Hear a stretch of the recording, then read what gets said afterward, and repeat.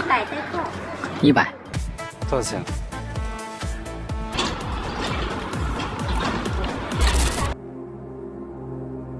Di balik kemegahan arsitektur dan dominasi teknologi yang kerap menjadi sorotan dunia, Cina menyimpan realitas sosial yang sangat kontras. Pesatnya pertumbuhan industri memang membuka jutaan peluang kerja dan menjanjikan upah yang besar. Namun, dengan populasi yang sangat padat, persaingan untuk mendapatkan penghidupan yang layak di perkotaan menjadi sangat kompetitif. Tepat di balik dinding-dinding gedung pencakar langit metropolitan, terdapat wilayah yang dikenal sebagai Chengchongchun atau kampung di tengah kota. Disinilah kehidupan berjalan jauh dari kata mewah. Kesenjangan ekonomi di Cina tergolong cukup tinggi. Meski seringkali luput dari pemberitaan media arus utama, era digital mengubah segalanya. Kini, banyak warga lokal yang sengaja merekam dan membagikan realitas ini ke media sosial, baik untuk menyuarakan ketimpangan sosial, menunjukkan fakta lapangan, atau sekedar dokumentasi digital.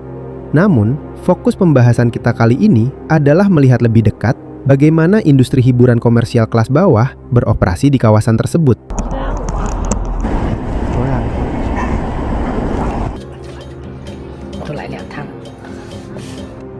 Jika di belahan dunia lain, industri malam identik dengan aktivitas pasca matahari terbenam, di beberapa wilayah pinggiran kota Cina, bisnis ini justru mencapai puncak aktivitasnya dari pagi hingga sore hari.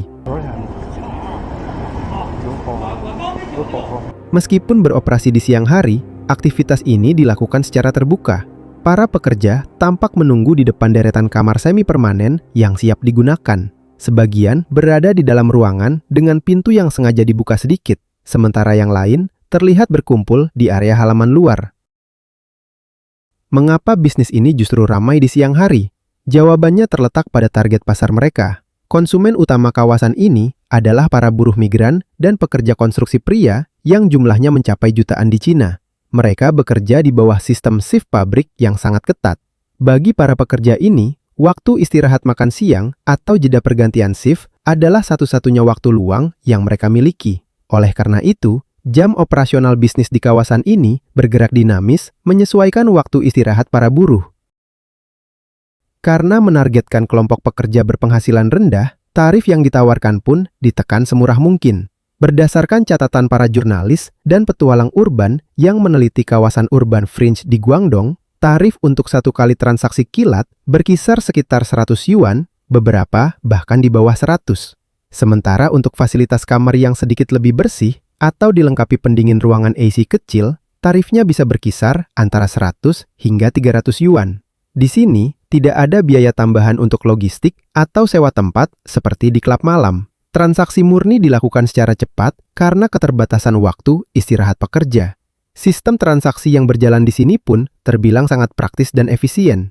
Seperti yang terlihat pada rekaman ini, seorang pria tampak memilih salah satu pekerja yang sesuai, lalu mereka segera memasuki ruangan. Tanpa proses birokrasi atau komunikasi yang panjang, pintu langsung ditutup dan transaksi segera dilakukan.